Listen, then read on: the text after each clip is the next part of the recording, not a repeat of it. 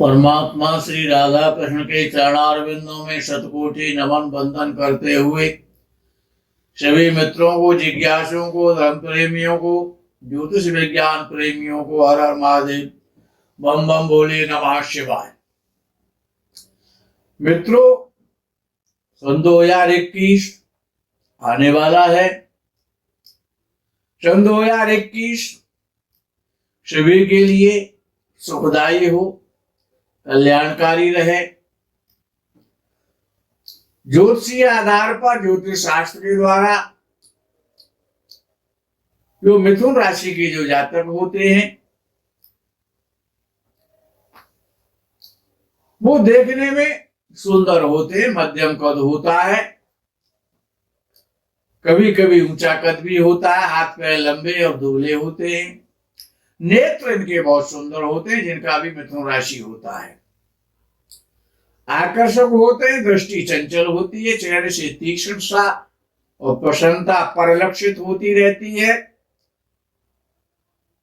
मिथुन राशि वाले जातक का जो आगे का जो जबड़ा होता है वो पतला होता है, पीछे से चौड़ा होता है। जातक क्रियाशील होता है, प्रायः गतिशील रहते हैं। मिथुन राशि के जातक देखने में चुस्त होते हैं, फुर्तीले होते हैं, लेकिन दैनिक कार्यों में आलसी होते हैं। मिथुन राशि के जो जातक होते हैं वो कुशाग्र बुद्धि के होते हैं और मिथुन राशि का स्वामी बुध है, तो बुध का अर्थ है विद्वान और बुद्धिमान, पंडित, विद्वान, और विद्या के प्रति इनका स्वभाव बड़ा आकृष्ट रहता है। लिखने पढ़ने में उनकी बड़ी रुचि रहती है और जातक बड़ी सक्रिय मस्तिष्क वाले होते हैं। जातक हमेशा ऊंचे विचारों के होते हैं और अपने परिश्रम से, अपने बुद्धि के बल से और संसार में ख्याति अर्जित करते हैं। समाज सेवी होते हैं, लेकिन कृपण स्वभाव के होते हैं, अधिक बोलने वाले होते हैं, कुशल वक्ता होते हैं, उनकी वाणी परिष्कृत और परमार्जित होती है। लिखने पढ़ने में और हिसाब किताब लेने और देने में बड़े चतुर होते हैं। तो मिथुन राशि के जातक सन 2021 में जिनका राहु द्वादश भाव में चलेगा, मिथुन राशि वालों का सप्तम भाव का स्वामी बृहस्पति नीच राशि का है और शनि के साथ अष्टम भाव में चलेगा। मंगल लाभ स्थान का स्वामी होकर के लाभ स्थान में चलेगा। तो ये तो निश्चित है कि लाभिष्ट जो लाभ स्थान में चल रहा होगा जनवरी और फरवरी में, तो ये समय लाभ की दृष्टि से इनके लिए बहुत अच्छा है। आगे जब मंगल अंगारक योग बनाएगा द्वादश भाव में जाकर के, वहां पर कुछ समस्याएं आएंगी। स्वास्थ्य का इनको विशेष रूप से ध्यान रखना चाहिए जो भी मिथुन राशि के जातक हैं। तो यानी कि जनवरी का महीना और फरवरी का महीना अर्थात 14 मार्च तक का जो समय है वो मिथुन राशि के जो जातक हैं उनको अपने स्वास्थ्य का ध्यान रखना चाहिए, अपनी पत्नी के स्वास्थ्य का ध्यान रखना चाहिए। क्यों? पहला सुख तो शरीर का सुख है। पॉजिटिविटी ये है कि इनको आय बहुत अच्छी होगी इस वर्ष में, ये इनके लिए विशेष पॉजिटिविटी है। अच्छे कार्य इनके बनेंगे। जो जातक सर्विस क्षेत्र में कार्यरत हैं उनको प्रोन्नति मिलेगी, सर्विस में प्रोन्नति होगी अप्रैल के फर्स्ट वीक के बाद में। अप्रैल का महीना, मई का महीना और जून और जुलाई, ये जो मास हैं वो बहुत सुंदर व्यतीत होंगे। 14 मार्च से लेकर के 14 अप्रैल और 14 अप्रैल से लेकर के जो 15 मई तक का इनका जो समय है इनको उन्नति देने वाला है। इस समय में इनको गवर्नमेंट से काफी सहायताएं मिलेंगी। जिनका प्रमोशन नहीं हुआ है उनका प्रमोशन होगा, अच्छी जगह पर ट्रांसफर होगा। जो व्यापारी हैं उनके लिए ये साल और ये जो महीने हैं वो बहुत अच्छे हैं। अच्छा व्यापार चलेगा। लेकिन जब राहु और मंगल का द्वादश भाव में अंगारक योग बनेगा, उस समय इनको ध्यान रखना चाहिए, यात्राएं कम से कम करें। शारीरिक कष्ट होने का योग बनेगा। माता पिता का विशेष रूप से ध्यान रखना है, क्योंकि भाग्य स्थान का स्वामी अष्टम भाव में यद्यपि स्वराशि में चल रहा है शनि, लेकिन जब तक बृहस्पति देव वहां पर रहेंगे तब तक शनि अच्छा फल नहीं दे पाएगा। जब बृहस्पति देव कुंभ राशि में अप्रैल के महीने से, जब अप्रैल के फर्स्ट वीक से बृहस्पति देव कुंभ राशि में विचरण करेंगे, कई मास तक कुंभ राशि में रहेंगे, पुनः वक्री होंगे और मकर राशि में आएंगे। कुल मिलाकर के नवंबर और दिसंबर का महीना इनके लिए थोड़ा अवरोध देने वाला होगा। मिथुन राशि वालों को ये ध्यान रखना है कि जब बृहस्पति कुंभ राशि का हो जाएगा अप्रैल के फर्स्ट वीक से, उस समय इनके बिगड़े हुए काम बनने लग जाएंगे, स्वास्थ्य बढ़िया रहेगा, मन प्रसन्न रहेगा, अच्छे लोगों से, ईमानदार लोगों से, सरकारी लोगों से इनको लाभ मिलेगा, सरकार की सहायता मिलेगी, अच्छे लोगों का इनको संपर्क मिलेगा। जब जुलाई और अगस्त और जो सितंबर का महीना है, इसमें इनको यात्राएं ज्यादा करनी पड़ेंगी, दूर दराज की और विदेश यात्रा का भी सन 2021 में और आपका योग बनने वाला है। यदि आप व्यापारी हैं, आप व्यापार करते हैं, जो भी मिथुन राशि के जातक या जातिकाएं हैं, उनके लिए ये वर्ष बहुत अच्छा है। उनको विशेष रूप से अच्छी तैयारियां करनी चाहिए। यदि वो कंपटीशन देना चाहते हैं किसी सर्विस क्षेत्र का, वो राजकीय है या प्राइवेट है या सेंट्रल की सर्विस है, उसमें यदि आप मिथुन राशि वाले थोड़ा सा भी प्रयास करेंगे तो अप्रैल के महीने से उनको अच्छी सफलता मिलने के योग बन जाएंगे। वहां पर राजयोग बृहस्पति बनाएगा, केंद्र का स्वामी भाग्य स्थान में होगा, अष्टमेश अष्टम भाव में चल रहा होगा। सूर्य मार्च और अप्रैल और मई के महीने में इनको बहुत अच्छा लाभ देगा। उसके बाद में जुलाई का महीना और अगस्त का महीना और सितंबर का महीना, इनमें आपका साहस बुलंद रहेगा, आपके जो बिगड़े हुए कार्य हैं वो बनेंगे। किसी न किसी राजनीतिक व्यक्ति से या किसी संभ्रांत और श्रीमान व्यक्ति से आपका नवीन परिचय होगा, जो आपको लाभ देने वाला होगा। जो व्यापारी हैं मिथुन राशि वाले, उनको विशेष रूप से व्यापार के तरफ विशेष ध्यान रखना है, क्यों सप्तम भाव व्यापार का भी होता है और पत्नी का भी होता है। एक तरफ केतु चल रहा है और दूसरी तरफ शनि चलेगा, दो पापक ग्रहों के मध्य में सप्तम भाव रहेगा। पत्नी के स्वास्थ्य का ध्यान रखें, पत्नी को प्रसन्न रखने का प्रयास करें। आपका यदि कोई पार्टनर है तो आप पार्टनरशिप में विशेष सावधानी बरतें। व्यापार में आंखें खोल करके व्यापार करना है, आंखें नेत्रों को बंद करके कोई भी कार्य नहीं करना है। द्वादश भाव का राहु हमेशा विश्वासघात कराता है। आपका जो भी मिथुन राशि वाले हैं उनका राहु द्वादश भाव में चल रहा है। आप अपने धन का विशेष ध्यान रखें, किसी अपरिचित को धन ना दें।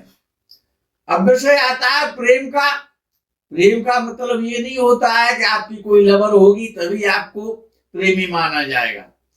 प्रेम संतान से भी होता है, प्रेम माता पिता से भी होता है, प्रेम पत्नी से भी होता है, प्रेम मित्र से भी होता है, जेंट्स से भी होता है और लेडीज से भी होता है। तो जो जातक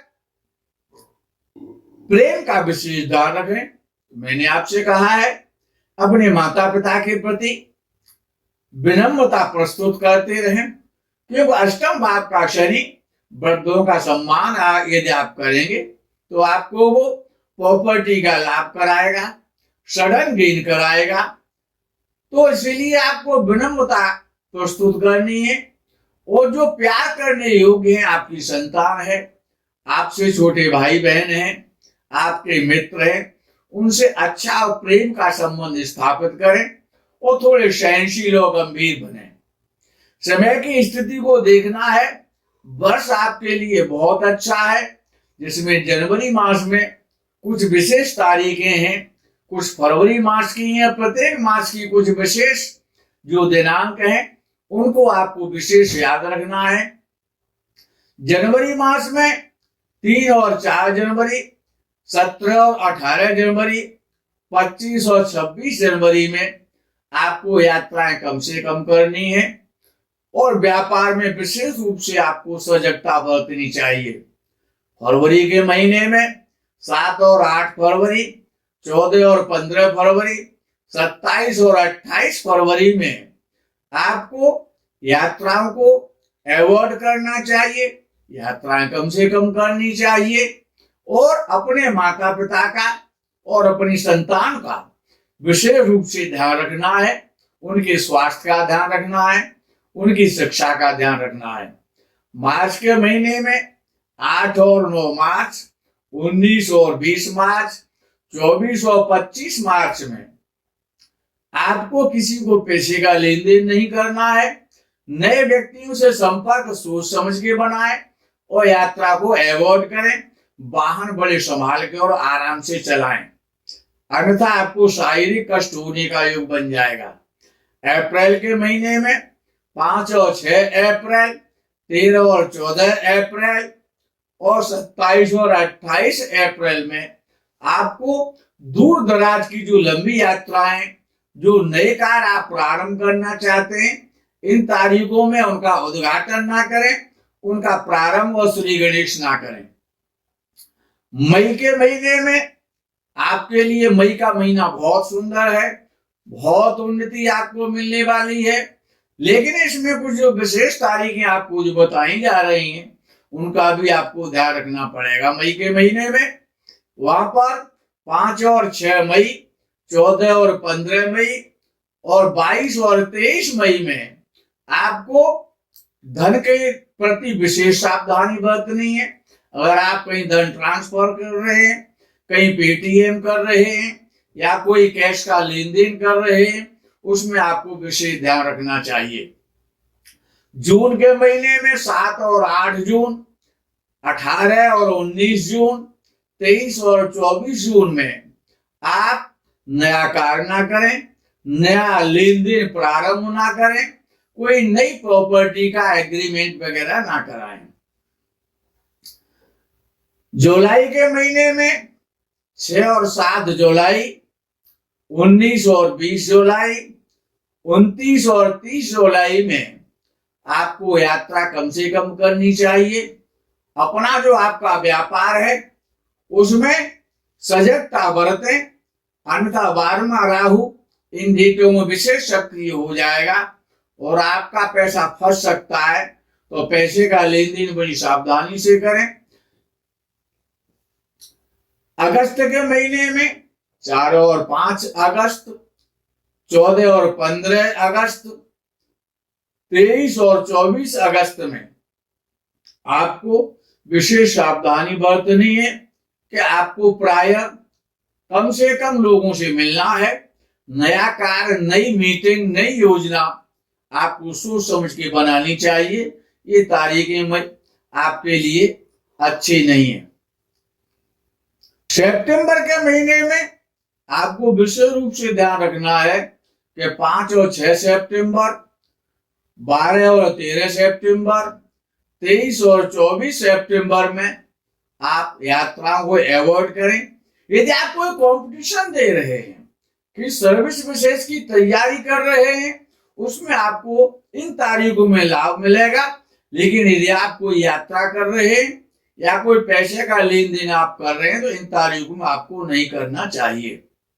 अक्टूबर के महीने में 9 और 10 अक्टूबर, 20 और 21 अक्टूबर, 29 और 30 अक्टूबर में आपको खेती बाड़ी यदि आप करते हैं या कोई व्यापार करते हैं, उसमें आपको सोच समझ करके पैसे का इन्वेस्टमेंट करना चाहिए। नई वस्तु खरीदने से बचना है इन तारीखों में और अपने स्वास्थ्य का भी वाहन चलाने का विशेष रूप से ध्यान रखना है, वाहन धीमी गति से चलाएं। नवंबर के महीने में 4 और 5 नवंबर, 16 और 17 नवंबर, 29 और 30 नवंबर आपके लिए ये तारीखें नवंबर के महीने में अच्छी नहीं है। इनको आपसे विशेष रूप से आराम से निकालना है। भगवान का चिंतन करें, शाम को देवता के मंदिर में जाएं, जो भी आपके इष्ट हैं उनसे अपनी प्रार्थना करें, लेकिन इन तारीखों में यात्राओं से बचें। दिसंबर का जब महीना आएगा, ये महीना आपके लिए, आपके स्वास्थ्य के लिए अच्छा प्रतीत नहीं होता है। अपने स्वास्थ्य का ध्यान रखना है, जिसमें 5 और 6 दिसंबर, 14 और 15 दिसंबर, 20 और 21 दिसंबर, 29 और 30 दिसंबर को आपको विशेष रूप से ये ध्यान रखना है, अपने पैसे का लेन देन बड़े संभाल के करना है। पैसे जाने का खतरा है, नए लेन देन से बचें। कोई भी किसी भी प्रॉपर्टी का, किसी भी मकान का, किसी भी दुकान का एग्रीमेंट या लेन देन ना करें। मित्रों, जो भी मिथुन राशि वाले हैं उनके लिए यह वर्ष संघर्षमय तो है। क्यों संघर्षमय है कि द्वादश भाव में राहु चल रहा है, 6वें भाव में केतु चल रहा है और 8वें भाव में शनि चल रहा है। तो यहाँ पर पाप कर्तृ योग भी बन रहा है। आपको बड़ा टेंशन होंगे, परिवार से टेंशन रहेगा, धन से टेंशन रहेगा, संतान से टेंशन रहेगा और स्वास्थ्य को लेकर के आपको विशेष सजगता बरतनी चाहिए। मुख्य विषय ये है, 8वें भाव में शनि चल रहा है, शनि की ढैया चल रही है आप पर, जो भी मिथुन राशि वाले हैं। द्वादश भाव में राहु चल रहा है, स्ट्रगल तो करना पड़ेगा, लेकिन शनि और राहु का श्रेष्ठ उपाय करते रहें, देवताओं के शरण में बने रहें, शनि और राहु का दान करते रहें, मंत्र जप करते रहें, तो निश्चित रूप से ये वर्ष आपके लिए बहुत उत्तम रहेगा, फलदायी होगा। संघर्ष तो है, लेकिन आप में इतनी सामर्थ्य है, आप इतने बुद्धिमान हैं कि आप अपने बिगड़े हुए कार्यों को इस वर्ष में बना सकते हैं। सन 2021 में आपके सारे कार्य 21 होते रहे, इसी कामना और भावना के साथ में इस प्रकरण से मैं आपसे विदा लेता हूं। आगे के प्रकरण का आपको इंतजार रहेगा। तब तक के लिए हर हर महादेव, बम बम, भोले नमः शिवाय। जय गौ माता की।